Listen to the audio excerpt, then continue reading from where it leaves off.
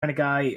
He would fit well in today's not maybe not so much in WWE, but I could picture him in Japan. He could go PWG. He kind of seems he would be a better version of Michael Elgin to me, and I think with his intensity, if anybody gets a chance, you watch him in the King's Road. He was just brutal. He was literally just dropping people on their heads. The crowd went bananas for him.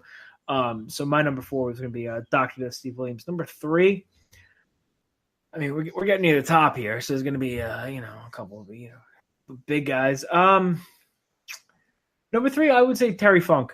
Terry Funk, he did what he did so well that you've seen people copy it time and time again.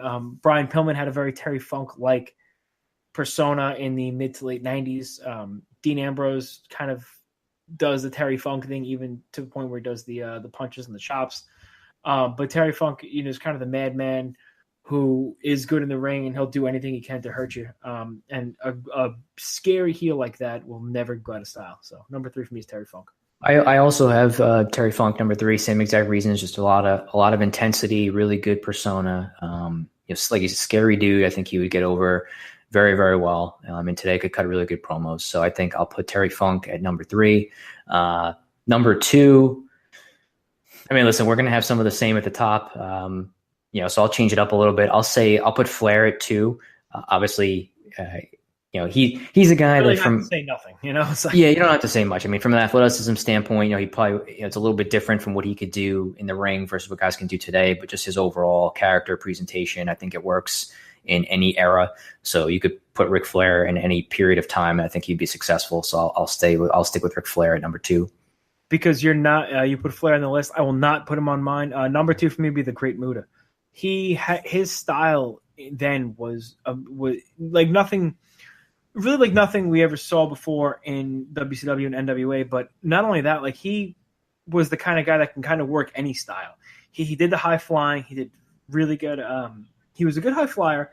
He was also very technical, which I don't think he gets a lot of credit for. He had a really good striking style, which wasn't as as obvious back then as it is now. Now everybody does the MMA thing. Everybody does the hard kicks and stuff like that. Well, without Muta created the Shining Wizard, which every single indie wrestler ever uses.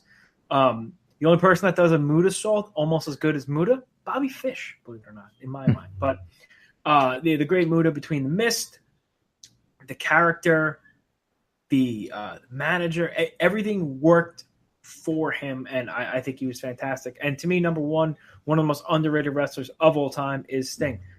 Sting was another guy that was ahead of his time. He did the face paint, which was huge back in the 80s and the 90s, but he was quick in the ring. He was doing suicide dives over the top rope. He had the crowd in the palm of his hand.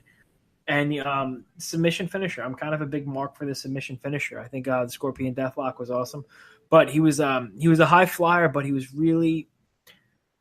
a big guy for a high flyer, so he could be very physical, very intense in the ring too, and the crowd loved him. He was just such an over babyface because he was cool. He was the cool guy with the bleached blonde hair, with the face paint that could do awesome stuff in the ring. So big fan of Sting. I think he'd do great today.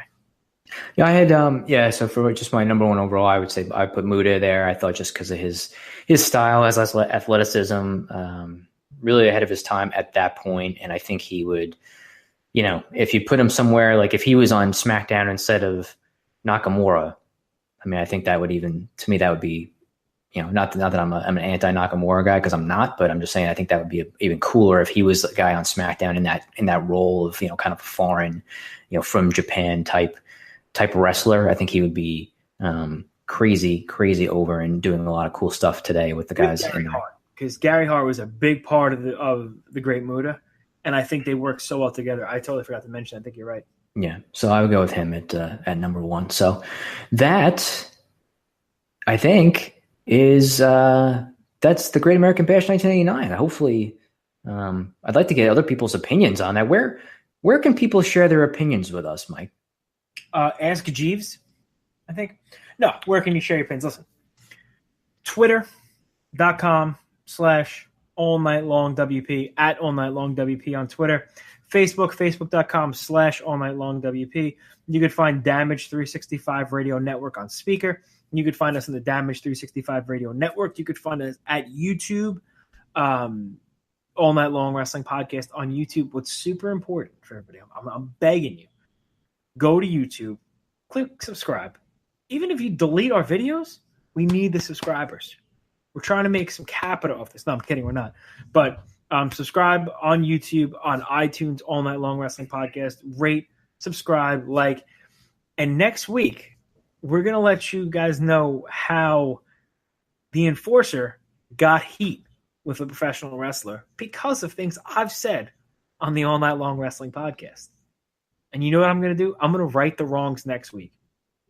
So next week, on next week's show on the All Night Long Wrestling Podcast, the Enforcer tells his story.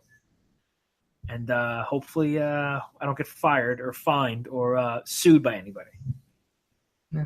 We're probably overdue for that happening. So if it happens, it happens. But you know what, man? We'll all look forward to that. It'll be something for everybody to listen to next week. I think it'll be very, very interesting. Remember when Samoa Joe left Ring of Honor and we were there and we recorded it and put it on YouTube and it got like 10,000 hits in a day and then we got the cease and desist from Ring of Honor? Yes, I do. That was awesome. Those were the days, yeah. Yeah, you're welcome, Joe. We got you over. People cared about that. So, listen, for the Great American Bash 1989 Glory Days, by the way, that was the name of it. It really was the Glory Days, wasn't it? It was Glory Days. Yeah. It was glorious. For the Great American Bash 1989 review show, he's the Stallion, I'm the Enforcer, we are the All Night Long Wrestling Podcast, and we're tapping out.